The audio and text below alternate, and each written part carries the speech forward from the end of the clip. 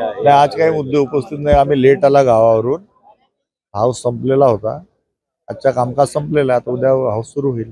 मंत्रिमंडळात काही काही आमदारांना काल मंत्रिपदाची शपथ दिलेली आहे, पण भंडारा गोंदिया त्या भागामध्ये एकही मंत्रिपद म्हणजे मिळालं पूर्व विदर्भाला डावलण्यात आलेला नाही, हा पूर्व विदर्भाला.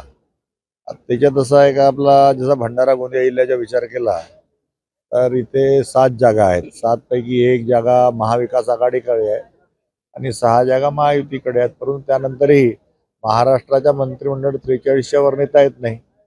तर आपला नेते मंडळी सर्व विचार करून आपला करत असतात. आता याच्यात सर्वांना समाधानी करता येत नाही.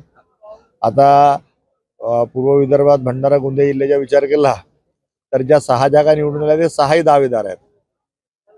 6ही आहेत. कोणाच्या 2 रेजिम झाल्या, कोणाच्या 3 झाल्या, कोणाच्या 4 झाल्या रेजिम आहेत. परंतु आपला तिथे आपला सर्व समावेशक सर्वांना, सर्व जाती धर्माच्या सर्वांचा आपला विचार करून आपण चांगला मंत्रिमंडळ बनलेला आहे. तुम्ही प्रबळ दावेदार होते, पण 2.5 वर्षाचा आता कालावधी दिला. आता पुढच्या 2.5 वर्षामध्ये तुमचा नंबर लागू शकतो. आता त्यावेळेस काय परिस्थिती होते निर्माण त्याच्यावर अवलंबून असते. पण सगळ्यात महत्त्वाचं आपल्या क्षेत्रातली विकासाची कामं झाल्या पाहिजेत, हा महत्त्वाचा आहे.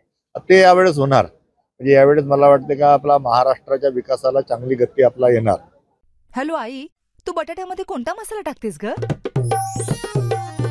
वांगी बटाटा असो की मिसळ, तर्री चणे का मसाला ढेमस जी चव बनवितो एकच नंबर मसाला सगळ्यात हा फेमस जी गोडा मसाला जी नाव हाय सुरुची. सुरुची गोडा मसाला, डोळे मिटून निवडा.